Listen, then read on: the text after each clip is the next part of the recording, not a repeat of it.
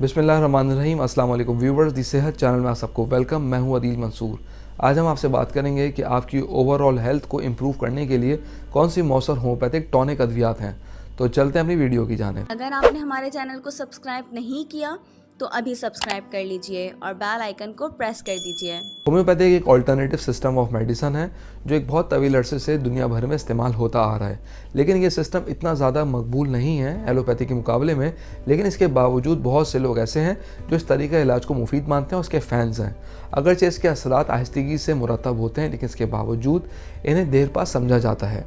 दूसरी तरफ इस तरीके इलाज की बड़ी खूबी यह है कि इसके कोई साइड इफ़ेक्ट्स तो ना होने के बराबर होते हैं।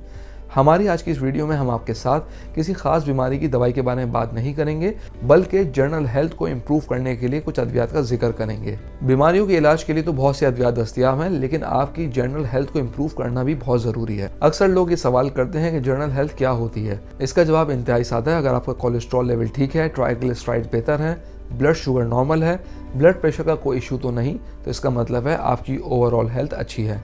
लेकिन अगर आप थोड़े काम पर थकावट महसूस करते हैं, आप मामूली बीमारी का शिकार भी जल्द हो जाते हैं, तो इसका मतलब ये है कि आप जिस्मानी तौर पे ना सिर्फ कमज़ोर हैं, बल्कि आपकी ओवरऑल हेल्थ भी बेहतर नहीं है। आपको मेडिसिन और इलाज की ज़रूरत है। सेल्फ एनालिसिस करने के लिए ये चेक कीजिए कि आप सोशली तौर पे कितने स्टेबल हैं। अगर आपके अंदर खुद एतमादी की कमी है तो आपको सोशली एक्टिव रहने में भी बहुत प्रॉब्लम का सामना होगा और लोगों के साथ आप कॉन्फिडेंस के साथ डील भी नहीं कर सकते और ये फ्यूचर में जाके बहुत परेशानी का सबब बनता है। इन सब प्रॉब्लम्स के लिए हमारे पास होम्योपैथी में बहुत अच्छी अद्वियात मौजूद हैं।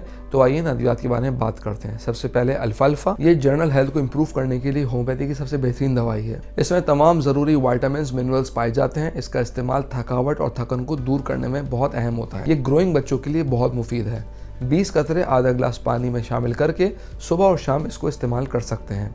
सेकंड मेडिसिन है अश्वगंधा। ये मेडिसिन हार्मोन्स की इरेगुलरिटीज़ को बेहतर करती है, मेंटल हेल्थ को एनहांस करती है, सुस्ती और चिड़चिड़ेपन को दूर करती है। इसे आधा कप पानी में 10 कतरे शामिल करके आप सुबह शाम पी सकते हैं। व्यूअर्स, वीडियो में आगे बढ़ने से पहले मैं आपको बताता चलूं, अगर आप नॉलेज हेल्थ मैगजीन के मेंबर बनना चाहते हैं तो स्क्रीन पर दिए गए व्हाट्सएप नंबर पर अपना नाम और शहर का नाम लिख के व्हाट्सएप कीजिए और हर महीने नॉलेज मैगजीन अपने मोबाइल पे पढ़िए। तो चलते हैं अपनी वीडियो की जाने। थर्ड मेडिसिन है एविना सटाइवा। ये एक सप्लीमेंट की हैसियत रखता है। इसमें विटामिन की बड़ी मिकदार मौजूद होती है।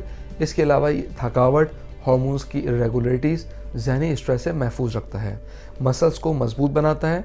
इसको खाने का तरीका भी दूसरी अद्वियात के जैसा है, यानी 10 से 20 कतरे सुबह शाम इस्तेमाल करें। अगर आप इन अद्वियात को निहार मुँह इस्तेमाल करें तो ये ज़्यादा फ़ायदेमंद है। इसलिए हमेशा किसी भी मेडिसिन को इस्तेमाल से पहले अपने होम्योपैथिक डॉक्टर से मशवरा ज़रूर कीजिए। हम उम्मीद करते हैं आज की वीडियो आपको पसंद आई होगी। कमेंट बॉक्स में राय ज़रूर आगाह कीजिएगा। अगली वीडियो तक के लिए अल्लाह हाफ़िज़।